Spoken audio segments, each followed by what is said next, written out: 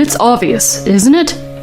If it was between you and Mommy, no, Mom, my priority right now is Mom. I don't want this kind of husband anymore. I am his wife, who is battling cancer. How dare he ask me to take care of his mother? Then my doctor, who had overheard the call, said to my husband, I'm sorry, sir, but your wife just... What? After the words from the doctor, what awaited my husband was a tragic end that could only be described as self-inflicted. My name is Vanessa, a 36-year-old office worker. My family consists of 4 people: my husband, Alan, my first daughter, Eleanor, and my second daughter, Kathy. My daughters are 5 and 1 years old, respectively. Eleanor, the eldest daughter, has been a strong woman since she was a child. She takes good care of Kathy. Looking back, it was my daughters who always supported me when I was going through a difficult time. It was natural to think that ever since my husband, Alan, started to neglect his family. I know why. It all started with Connie, my husband's mother. I have hated this woman since the beginning of our marriage. She is a very old-fashioned person and a nagger. She has been sarcastic to me for any reason she can think of, but in the end, no matter what I do, Connie doesn't like it. I heard that every family has a problem between wife and mother-in-law, so I thought it was just the way of the world when I first got married. However, a few years later, I became pregnant with my first daughter, Eleanor. During the medical checkup, we were told all along that the gender was a boy. When I told my parents-in-law about this, they were unusually kind to me. However, when it came time to give birth, I was surprised to find out that it was a girl. My parents, who came to visit me, and I laughed together about how such a thing could happen. My parents-in-law also came to see me. Unlike my father-in-law, who looked at her kindly and said how cute she was, my mother-in-law glared at Eleanor. My mother noticed right away. I'm so happy to have a first grandchild, aren't you? Vanessa, you did a great job. It was a remark that was intended to soften the atmosphere, but after the next words from my mother-in-law, the place instantly froze. Is that so? I heard it was a boy. I feel like I've been tricked by Vanessa. I raised both boys and girls in my family, but girls grow to talk back, so it's more difficult to raise a daughter. I would have loved to raise a boy again. Well, that was disappointing.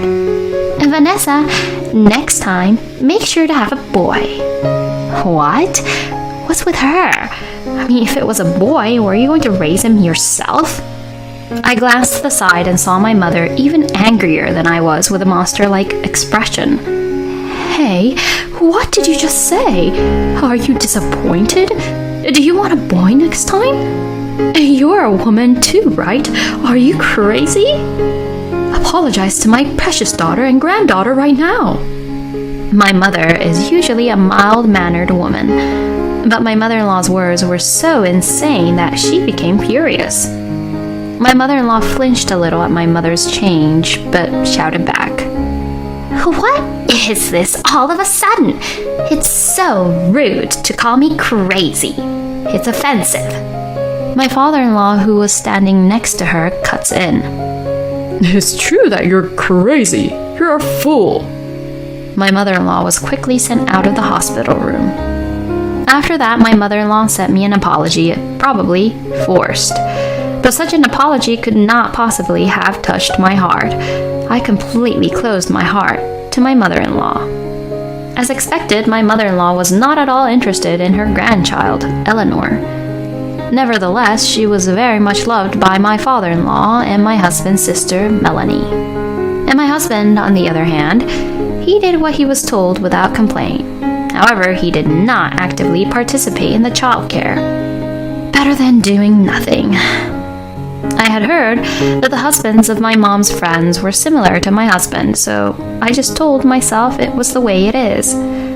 I gave my all to raise my child day after day, but then something happened to my husband. 2 months after our second daughter, Kathy, was born, my father-in-law had a heart attack and suddenly passed. My husband and I couldn't wrap our heads around the suddenness of the situation. My mother-in-law was very depressed. I couldn't go to places with my newborn Kathy, who couldn't even sit up yet. My prognosis after childbirth was not good either. "Vanessa, are you all right? You need to lie down for a while. We'll take care of the kids." Melanie and my in-laws were very kind to me. While I lied down, I saw my husband comforting his mother ever since his father passed away. I could understand my husband's concern for my mother-in-law, but I also thought that he should be the one taking care of the children as a father. Then they seemed to notice my gaze. My mother-in-law came up to me and said, "Hey, why are you sleeping? You're a wife. You're supposed to take the initiative in times like this." My mother-in-law's shrill voice echoed in my head. I looked at my husband, who was standing behind my mother-in-law. He quickly looked away. I was very sad. It seemed that my mother-in-law was the odd one out among the in-laws. "Hey, Mom, Vanessa just had a baby 2 months ago. How can you talk to her that badly? And you too, Alan. You should care a little about Vanessa and your daughters. Also, don't do such embarrassing things in front of your father." My sister-in-law said something like that to them. The in-laws also sympathized with my sister-in-law's words. They looked at the two of them coldly. My mother-in-law and my husband were quite embarrassed. When their faces turned bright red, they glared at me lightly and returned to where they had been. After that, my husband went to his parents' house every day for some reason and came home late every day. I had to do all the housework and childcare by myself, and the number of quarrels between us increased day by day. "You should take care of the kids once in a while. It's too hard for me to do everything by myself every day," I would tell him, and he would reply, What are you talking about? That's your job right now. And saying that raising kids is hard? You're a mother, right? You're crazy. I was so shocked by my husband's words that I didn't even feel like talking back. After a while, I received a notice to get a cervical cancer checkup. I had been getting checked regularly, so I thought I would be fine, but I took the test just to be sure. However, I was told that I had cervical cancer. I was speechless. There had been no abnormalities just a short time before, so it seemed that I had developed cancer within a short period of time. Of course, the first thing that came to my mind was my beloved daughters. I have 2 daughters. I still have to live. I couldn't stop the tears from flowing. Don't worry. You're still in the early stages. Let's work together. The doctor, who looked cold but had a kind voice, reminded me of my father. I was going to be hospitalized for a while, so I asked my parents to take care of my daughters. "Please take good care of my daughters," I told them on the day of hospitalization. "Of course. I'm so happy to be able to live with my grandchildren for a while. Vanessa, it's going to be okay." I thanked my mother for the bright response. Eleanor, my eldest daughter, looking at me worriedly and said, "Mommy, you are coming home from the hospital, okay?" "Yes, I'll definitely be back, good as ever," I answered, fighting back tears. I told my husband about my illness, but what was his reaction? Early stages? Good for you. You should ask your parents to take care of the kids. I've got work to do and I'm worried about my mom, so... I was so disgusted at my husband's decision to leave the children to my parents as if it were a matter of course. By the way, my husband and mother-in-law never came to visit me once during my stay in the hospital. When I get out of the hospital, I'm going to divorce him immediately. In my mind, that was the best choice I had, but my husband made a ridiculous request to me. We've had a call from your husband. He seems to be in a very bad mood."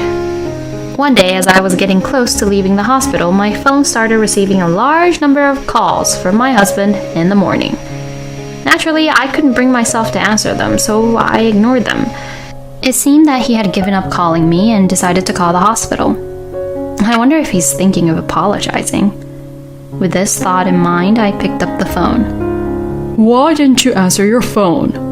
It's important. come home right now." What? After that, I was speechless at the heartless words that came out of my husband's mouth. "Mom fell down the stairs and sprained her leg.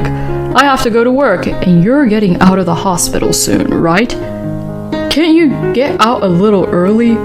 Melanie's not around. You can take care of Mom instead." I couldn't keep my mouth shut. What are you talking about? You know I'm in the hospital with cancer, right? Are you treating me the same as if I have a sprain? That's going too far, isn't it? Are you crazy? I've been thinking for a while now. Me or your mother, which is more important to you? I asked. "It's obvious, isn't it? If it was between you and Mommy, no, Mom. My priority right now is Mom," he answered without hesitation. What's with this guy? As I remained silent, the doctor in charge, who was standing nearby, spoke up. "I'm sorry, sir, but your wife, she just told me that she is divorcing you. Therefore, why don't you, as her son, take care of your mother? Or rather, since she's your parent in the first place, it is your role to take care of her, isn't it? Don't you think that's normal? You're asking her to leave the hospital early. Who the hell do you think you are? It's not up to you to decide. I'm the doctor." "What?" My husband was flustered on the phone because he was suddenly yelled at by a doctor he had never met. A few minutes before this happened, the doctor in charge had visited me in my hospital room. After I finished asking some question about how I was supposed to spend my time after leaving the hospital, he asked me, "Is there anything else on your mind?" "Well, actually, my husband and I are thinking of getting a divorce. I'm worried about my children since my body is in such a state. But I guess you wouldn't be interested in any of this." I laughed weakly, and then a nurse came to visit me, holding the phone. I continued the doctor's words toward my husband. "When I'm discharged from the hospital, I'm planning to talk about our divorce. I've wanted to talk for a long time, but I haven't been able to talk much lately because of someone who only sees his mommy." I dared to use the word mommy I had heard. I wondered how he would react, but it seemed that he realized that he could not win us just by him, so he hung up. That was anticlimactic, but I thanked the doctor for his help. "He is an unbelievable man. You must have gone through a lot in your life with him. You have a bright future ahead of you." The doctor smiled at me, and I smiled back as I agreed. After being discharged from the hospital, of course, I did not return home, but went straight to my parents' house. My husband had never contacted me since that day. There was no reason for me to contact him. However, on the weekend, my husband suddenly visited my parents' house with an unwanted companion. Of course, it was my mother-in-law, who looked completely healed from her sprain. "You say you're going to have a talk like you're the one in charge. You should be ashamed of yourself for involving your grandchildren and your parents in your selfishness."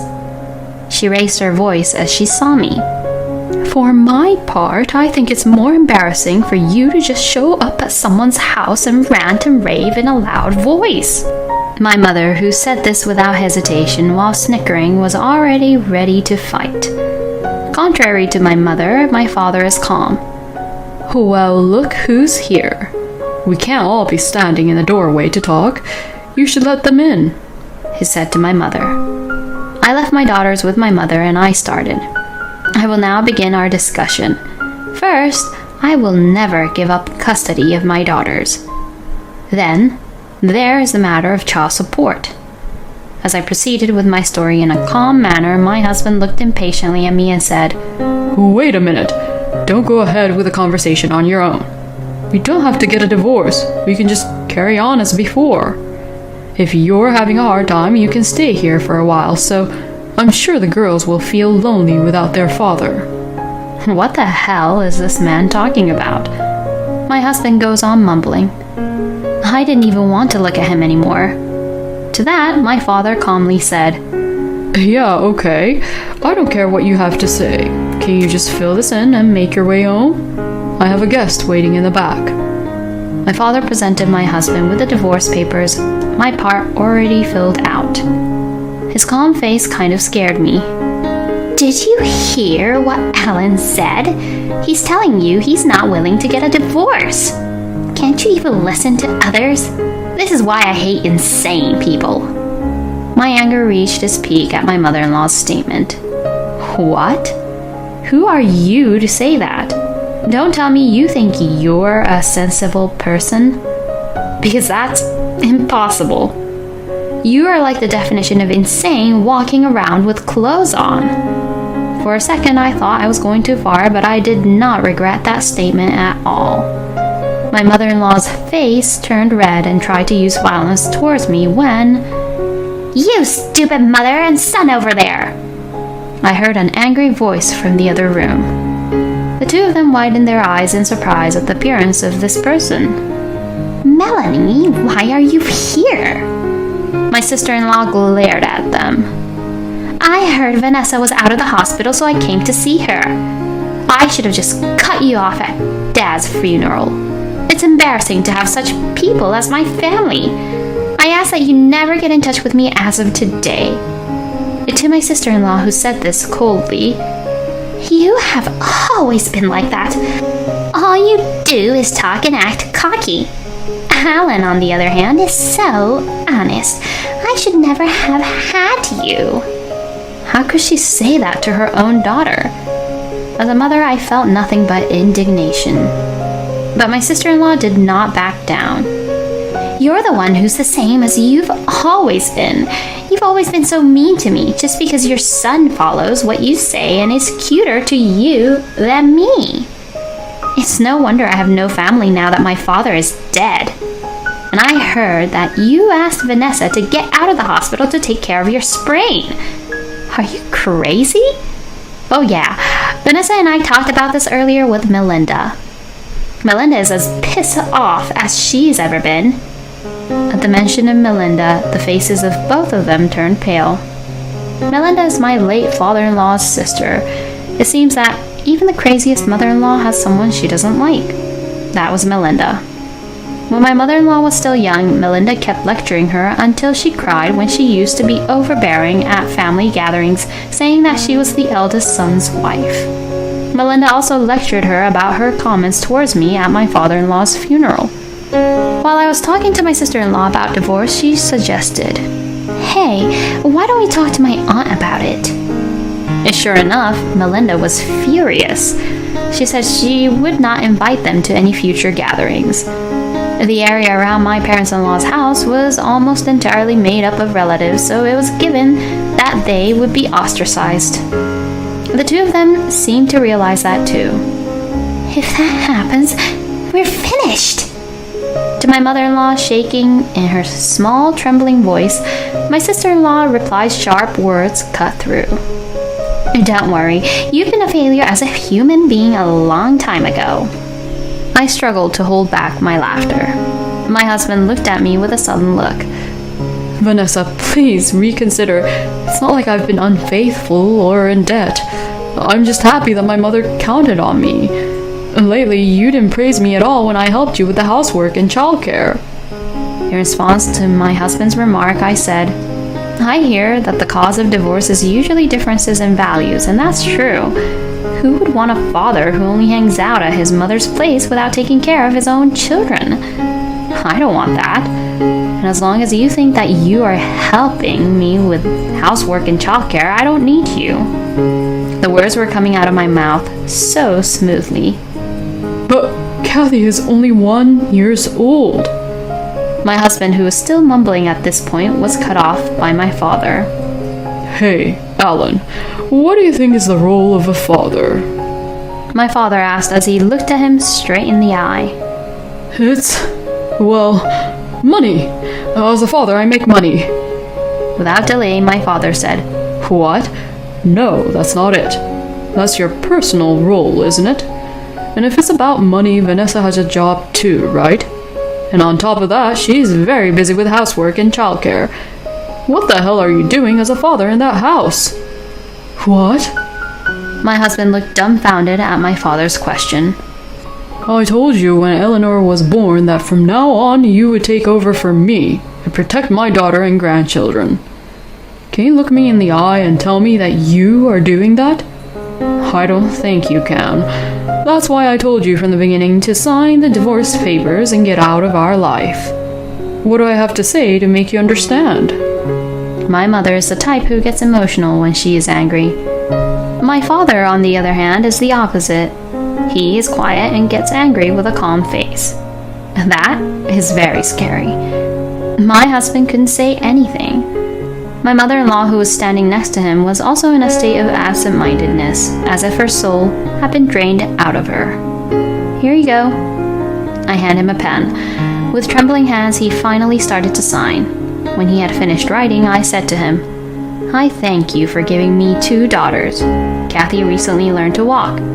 You wouldn't know, would you? As a father, can you tell me what they like to play with or what foods they like to eat?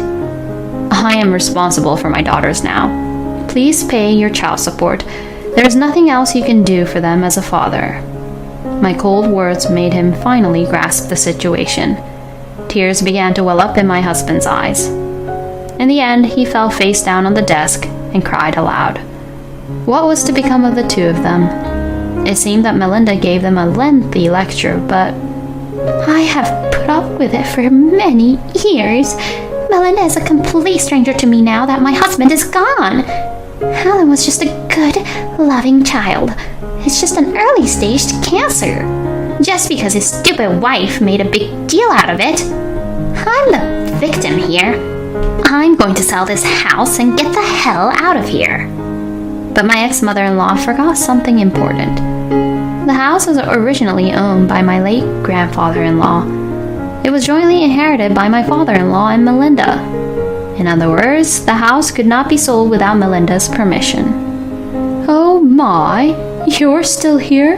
And when are you leaving? Melinda was egging her, but she had nowhere to go, so she seemed to have quieted down completely. As for my ex-husband, he was working for a company owned by his family, but he had to be punished for his actions. He has changed from his desk-oriented job to a salesman, sweating profusely every day. He's not the type of person who is a hard worker, so his performance is always at the bottom of the list. His pride became shredded. He seems to be lying on a bed of nails because many of his co-workers are his relatives. But I think he deserves it, since it is the end result of his own actions. As expected, my ex-husband seems to have realized and moved away from his mother. However, my ex-husband has no one else to turn to but his mother, who seems to be contacting him every day. He seems to be neurotic now. From my point of view, I think they are both crazy, so they should go ahead and do whatever they want to do. I am too busy raising my children to spend a second thinking about them. I feel much better than I did before the divorce. I don't have to cook meals for my ex-husband who would come home unannounced. I can do housework and childcare at my own pace. I have now returned to work and I am doing my best with the support of my parents. The biggest source of emotional support is the smiling faces of my daughters. I hope that my ex-husband will regret for the rest of his life that he was not able to watch his beautiful children grow up. Thinking of this, I vow to be a strong mother.